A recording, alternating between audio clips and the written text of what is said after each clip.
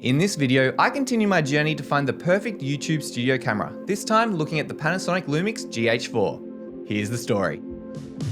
The Panasonic Lumix GH4 was released in 2014 and is a mirrorless interchangeable lens camera. It has a 16 megapixel micro four thirds sensor which can record 4K video up to 30 frames per second in 8-bit internally, and 1080 HD video up to 96 frames per second. Standout features are a maximum bitrate of 200 megabits per second in 1080 30p and 100 megabits per second in 4K 30p. It can also shoot Cinema 4K in 24p if that's important to you. It has focus peaking to help you nail your focus, zebra highlight warnings to help you nail your exposure, a flip LCD touchscreen so you can see yourself when recording, timecode, and a great battery life. But if you're recording in a studio and don't want to worry about replacing batteries all the time, you can simply purchase a dummy battery like I did off eBay and have the camera run directly off mains power. This would be my recommendation. Unlike other more modern cameras, the GH4 has no inbuilt image stabilization. So if you're doing handheld shots, it's best to use a lens that has image stabilization built in. Otherwise, you'll get micro jitters, which is not a good look. Keep in mind though, if you're only recording video from a tripod, you've got nothing to worry about. It has a single SD card slot and no recording time limit. You can easily pick up a GH4 camera secondhand these days. I got this set up off eBay for 999 Australian dollars, which include the camera body, a Lumix 12 to 35mm f2.8 lens, a battery, and charger. Also, if you're live streaming, this camera has a clean HDMI out. And here's what the footage looks like in 1080 at 25p. We are using the 200 megabits per second codec, and this is what it looks like. We're currently being lit by an Aputure 120D at 100% using the Aputure Lantern light modifier. And we are using continuous autofocus using the face and eye setting. So if I move around a little bit, maybe the focus will change a little. Backwards and forwards. This is great for the audio. Woo. So did it keep me in focus? Did it look natural or did it look a little bit distracting?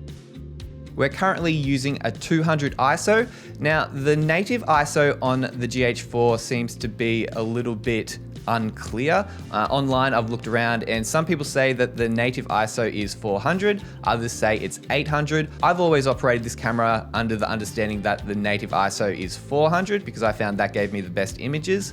But today we'll test out a few different ISOs. We'll go 200, 400, and 800. I wouldn't suggest going any higher than 800 on this camera because it's a micro four thirds sensor.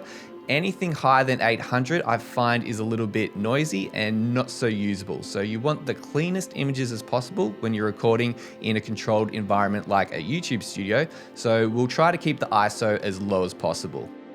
And now we are recording in 1080 25p at 100 megabits per second. So I've just got some numbers in front of me with record times. When you record in the 200 megabits per second, which we were just doing, on a 64 gig card, you will get 41 minutes and 26 seconds of record time.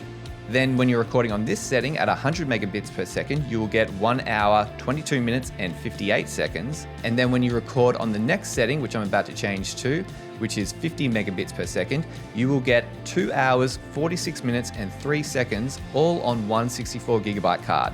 So let's change over now. And now we are on 1080 25p, 50 megabits per second. So as I just said with all the numbers before, you get a lot more record time on a 64 gigabyte card using this setting. And if you compare the footage, 50 megabits per second might be enough video quality for you recording in your YouTube studio. If you don't want to be working with massive file sizes, then recording on this setting might be ideal for you. One thing that I like about the Panasonic GH4 is that you can control this camera through a smartphone app.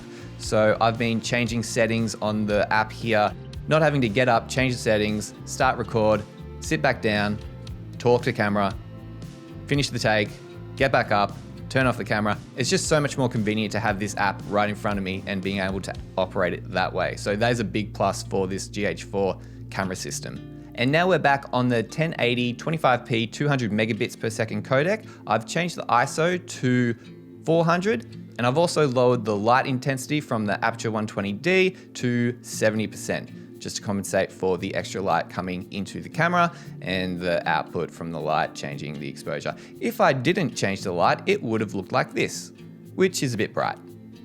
So have a look at the image. Does it look a little bit noisy? Does it look clean enough to you? Remember, this is being shot in 1080 25p. So this camera does go higher. It does record in 4K, and we will get to that shortly. But next, let's see what the camera looks like at ISO 800. And now we've changed the ISO to 800 and I've dimmed the light to 48%. So this is what the image looks like at 1080 25p 800 ISO with the aperture 120D at 48%. So let me know if you've seen much of a difference between these different ISO settings. Which one is your preference? Do you see more noise in the higher ISOs like this one, or does this all look usable for you?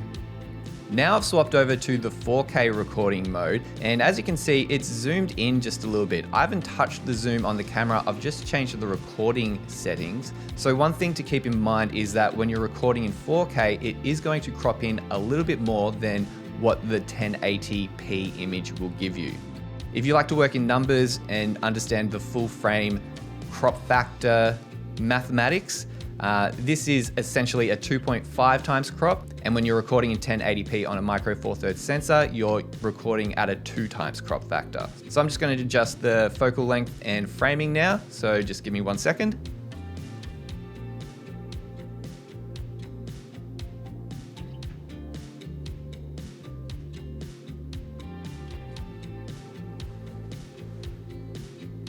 And now I'm back and I'm in focus as well, which is good. And as you can see, the autofocus is keeping me in focus, which is great, but I'll have more of an idea if there's any hunting around or how it actually did do keeping me in focus when I go to the edit suite. So currently we are at a 200 ISO. Let's now bump it up to 400 ISO. And now we're recording 4K at 400 ISO. I've changed the aperture 120D to 70%, and this is what the image looks like. How's the focus going?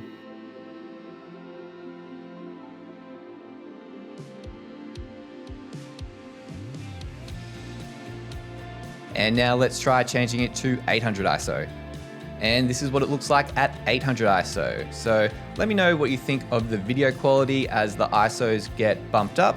Does it look usable? Does it look any different really to you? What is your preference when you see the different ISO values? One thing to also keep in mind is that I find that the 4K footage out of the GH4 is much better than the 1080p footage as well.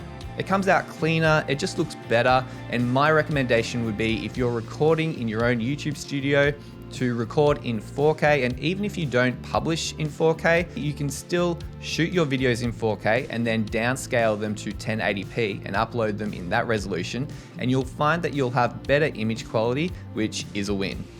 And now we're back to 4K 25p shooting at a 400 ISO, and I'm going to now give you my final thoughts on the Panasonic GH4.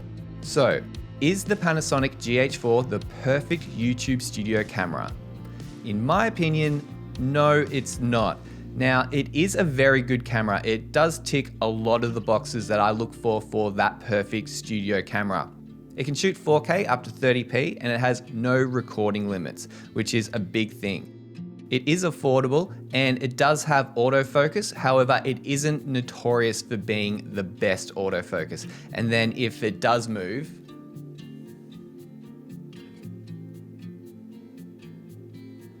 it might not be the most pleasing compared to other offers out there right now, particularly Sony and Canon. Also, the GH4 isn't really known for being that great in low light, but if you're shooting inside with lights already, then this shouldn't really be a big problem. But I have noticed that compared to other more modern cameras, the GH4 image isn't as clean as I would like it to be.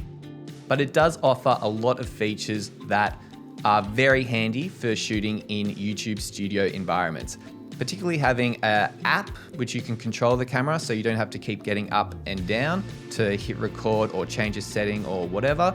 It can also allow you to get focus quite reliably as well. If you're sitting down looking at the camera, you can just tap the focus button and then know that you're in focus, and also have a little live view in front of you as well to see what the actual image looks like as well.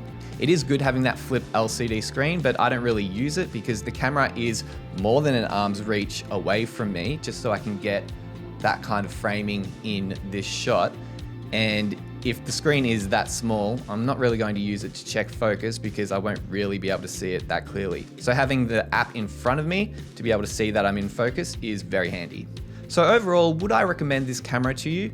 Yes, I would recommend the GH4 as a YouTube studio camera. However, I don't believe it is the perfect camera. I do believe that camera could possibly be out there, and we're going to have to continue this journey together. And that will do it for this video. If you found this video helpful, please give it a like. And if you haven't already, please consider subscribing to this channel for more videos on content creation in the future.